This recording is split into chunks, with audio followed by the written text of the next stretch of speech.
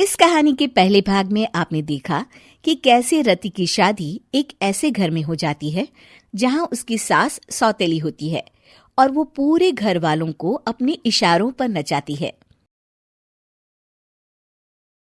रति छत से सूखे कपड़े उतार कर ले जा रही थी कि तभी उसकी नजर लक्ष्मी पर पड़ती है, जो किसी तरह चोरी से सुनील की अलमारी खोलने की कोशिश कर रही होती है। अरे, ये माँ जी को क्या हो गया?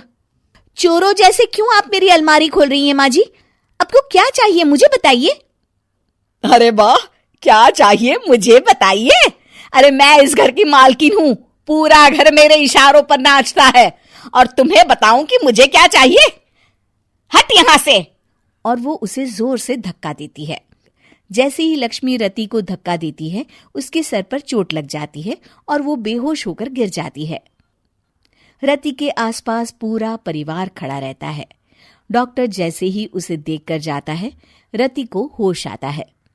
अरे बेटा, तुम दूर क्यों खड़े हो? मेरे पास आओ, मैं तुम्हारी माँ हूँ, कमला। रति के मुंह से लक्ष्मी सारंग की माँ का नाम सुनती है तो हैरान सी रह जाती है। क्या बोला रति बहू? चुप कर डायन, तूने मेरे पति और बेटे का हाल बेहाल कर दिया। अब तू मेरी बहू को भी गुलाम बनाना चाहती है? रुक, अभी मजा चखाती हूँ। ये कहकर जैसे उसे पकड़ने की कोशिश करती है, लक्ष्मी वहां से भाग जाती है। लक्ष्मी के जाने के बाद रति अपने ससुर और पति की तरफ देखकर मुस्कुरा देती है। दोनों समझ जाते हैं कि ये रति की चाल है। अगली सुबह लक्ष्मी का पति खाना लेकर खेत में जाने के लिए निकल ही रहा होता है कि लक्ष्मी उसे रोक देती है। अरे कहाँ चल दिए खाना लेकर? आज घर का काम कौन करेगा? तभी पीछे से रति आ जाती है और जोर से चिल्लाती है। कौन इनको काम पर जाने से रोक रहा है? मैं अभी उसे मजा चखाती हूँ। जैसे ही रति लक्ष्मी की तरफ बढ़ती है, लक्ष्मी घबरा जाती है। मैं तो मजाक कर रही थी बहन। आखिर मैं कौन होती हूँ रोकने वाली? मैं तो बस ये पूछ रही थी कि घर का काम कौन करेगा? कौन क्या? तू करेगी। चल उठा झाड़ू और शुरू हो जा। लक्ष्मी पूरे घर में झाड़ू पोछा लगा रही होती है कि अचानक सामने सारंग खड़ा हो जाता है। अच्छा माँ, मैं काम पर जा रहा हूँ। रति के मामा की फैक्ट्री है, मैं वहां आज से मैनेजर के तौर पर काम करूंगा। सैलरी भी अच्छी है।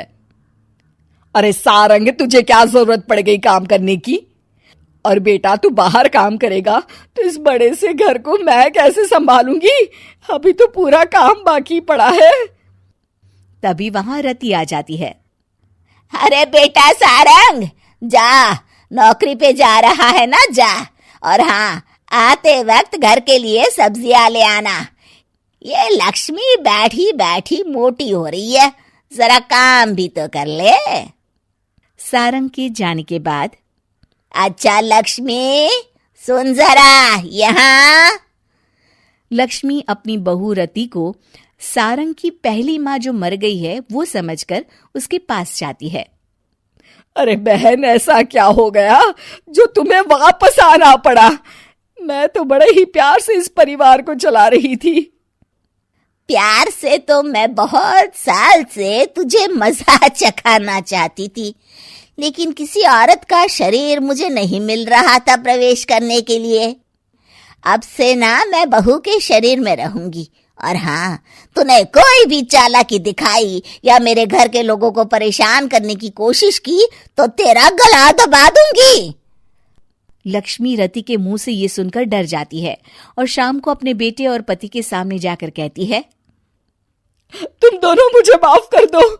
मैं अब तुम दोनों को कभी परेशान नहीं करूंगी।